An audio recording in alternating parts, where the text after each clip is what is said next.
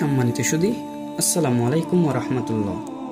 হযরত আব্দুল্লাহ ইবনে আব্বাস প্রখ্যাত এক সাহাবী, ডাকনাম ছিল আব্দুল্লাহ। আব্দুল্লাহ ছিলেন সম্পর্কের দিক থেকে রাসূল সাল্লাল্লাহু আলাইহি সাল্লামের চাচাতো ভাই। তিনি ছিলেন সমগ্র আরবের ভেতর অত্যন্ত জ্ঞানী এবং পণ্ডিত ব্যক্তি। তাকে বলা হতো হাবর ও বাহর, অর্থাৎ পণ্যবান জ্ঞানী ও সমুদ্র। আব্দুল্লাহ যেমন ছিলেন জ্ঞানী ও পণ্ডিত, তেমনি দিনদারিতেও ছিলেন অসাধারণ। তার সম্পর্কে বলা হতো তিনি ছিলেন রোজাদার, রাতে ইবাদত গোজার এবং রাতের শেষ প্রহরে তওবা ও ইস্তেগফারকারী। তবু আল্লাহর ভয়ে তিনি এত বেশি পরিমাণ কাঁদতেন যে অশ্রু দ্বারা তার দুটি গণ্ডে দুটি রেখা সৃষ্টি হয়েছিল। আব্দুল্লাহ ছিলেন এক অসাধারণ মেধাবী ব্যক্তি, যাকে বলা হতো উম্মতে মুহাম্মাদের রাব্বানী, অর্থাৎ আল্লাহকে জেনেছেন এমন জ্ঞানী। পবিত্র আল কোরআন সম্পর্কে তিনি ছিলেন অসামান্য জ্ঞানী। আল কোরআনের অর্থ, এর ব্যাখ্যা বিশ্লেষণ এবং এর রহস্য উপলব্ধির ক্ষেত্রে আব্দুল্লাহ ছিলেন সময়কার সর্বাধিক নির্ভরযোগ্য ব্যক্তি। আব্দুল্লাহর মা ছিলেন প্রখ্যাত এক মহিলা সাহাবী, নাম উম্মুল ফাদল লুবাবা বিনতুল হারিস আল হিলিয়া। আব্দুল্লাহর ভূমিষ্ঠ হবার সাথে সাথে মা তাকে কোলে করে নিয়ে যান নবী সাল্লাল্লাহু আলাইহি সাল্লামের কাছে। নবীজি তাকে দেখে অত্যন্ত খুশি হলেন। দুনিয়ার কোনো খাদ্যদ্রব্য শিশু আব্দুল্লাহর পেটে যাবার আগেই দয়ার নবী সাল্লাল্লাহু আলাইহি সাল্লাম নিজের মুখের থুতু নিয়ে এই বেহেশতি পাখির মুখে ভরে দেন। রাসূল সাল্লাল্লাহু আলাইহি সাল্লাম পবিত্র এবং কল্যাণময় থুতু তার পেটে প্রবেশ করেছিল, আর সেই সাথে সাথে প্রবেশ করেছিল আব্দুল্লাহর ভেতর স্মৃতিশক্তি, ঈমান, তাকওয়া, বুদ্ধি এবং প্রজ্ঞা। পরিণত বয়সে তিনি এতটাই প্রজ্ঞার অধিকারী হন যে খলিফা এবং বয়োজ্যেষ্ঠ সাহাবীরাও তাকে সমীহ করে চলতেন। শৈশবকাল থেকে আব্দুল্লাহ নবীজির সাহচর্য পেয়ে ধন্য হয়েছিলেন। তিনি সবসময় রাসূলের খেদমত করতেন। এই প্রসঙ্গে একটি ঘটনার কথা তিনি নিজেই বলেছেন। একদিন রাসূল সাল্লাল্লাহু আলাইহি সাল্লাম ওযু করার ইচ্ছা প্রকাশ করলেন। আমি দ্রুত পানির ব্যবস্থা করে দিলাম। আমার কাজে রাসূল সাল্লাল্লাহু আলাইহি সাল্লাম অত্যন্ত খুশি হলেন। যখন নামাজে দাঁড়ালেন তখন আমাকে পাশে দাঁড়াবার জন্য ইঙ্গিত করলেন, কিন্তু আমি তার পেছনে দাঁড়ালাম। নামাজ শেষ করে রাসূল সাল্লাল্লাহু আলাইহি সাল্লাম আমার দিকে ফিরে জিজ্ঞেস করলেন, আব্দুল্লাহ, আমার পাশে দাঁড়াতে কিসে তোমাকে বিরত রাখলো? জবাবে বললাম, ইয়া রাসূলুল্লাহ, আমার দৃষ্টিতে আপনি মহাসম্মানিত এবং আপনি এতটাই মর্যাদাবান যে আমি আপনার পাশাপাশি হওয়ার উপযুক্ত মনে করিনি। আমার জবাব শোনার সাথে সাথে রাসূল সাল্লাল্লাহু আলাইহি সাল্লাম আকাশের দিকে দুহাত তুলে দোয়া করলেন, আল্লাহুম্মা আতিহিল হিকমা, অর্থাৎ আল্লাহ, আপনি তাকে হিকমত বা বিজ্ঞান দান করুন। আরেকবারের ঘটনা, রাসূল সাল্লাল্লাহু আলাইহি সাল্লামকে ওযুর পানি এগিয়ে দিলে তিনি আব্দুল্লাহর জন্য দোয়া করেন এই বলে, আল্লাহুম্মা ফাক্কিহু ফিদ্দিন ওয়া আল্লিমুত তাবিল, অর্থাৎ হে আল্লাহ, তাকে দ্বীনের ফকিহ বানিয়ে দাও, তাকে তাবিল বা ব্যাখ্যার পদ্ধতি শেখাও। মহান রব্বুল আলামিন তার প্রিয় নবী মুহাম্মদ সাল্লাল্লাহু আলাইহি সাল্লামের দোয়া কবুল করেন। ফলে এই হাশিমি বালক এতই জ্ঞান ও প্রজ্ঞার অধিকারী হন যে সবাই তাকে সমীহ ও শ্রদ্ধা করতেন।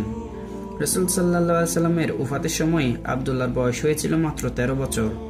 এই বয়সেও খলিফা উমর রাদিয়াল্লাহু তাআলা তাকে বড় বড় সাহাবীদের সাথে মজলিসে বসাতেন।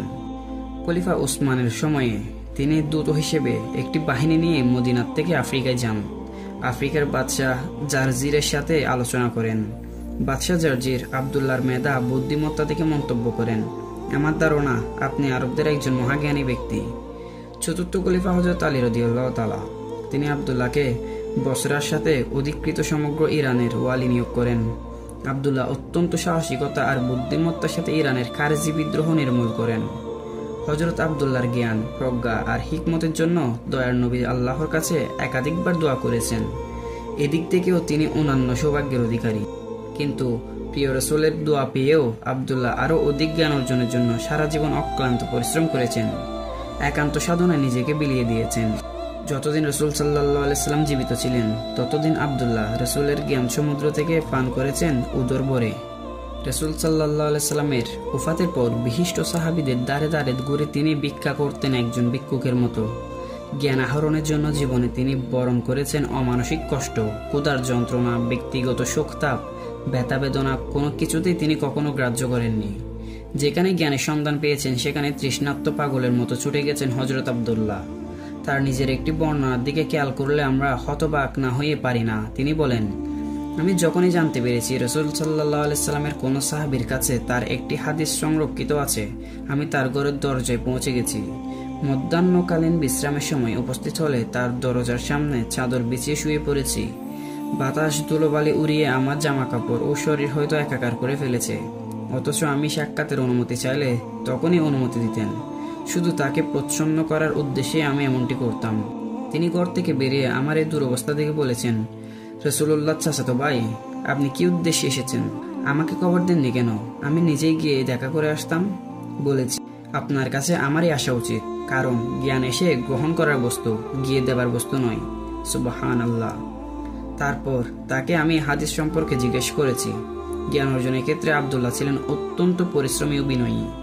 তিনি শুধু জ্ঞান আহরণই করতেন না, জ্ঞানীদেরকেও তিনি দিতেন যোগ্য মর্যাদা। হযরত আব্দুল্লাহর জ্ঞান তৃষ্ণা, জ্ঞান অন্বেষণ এবং আত্মত্যাগে বিস্ময় বোধ করতেন তখনকার শ্রেষ্ঠ জ্ঞানী ও মনীষীরাও।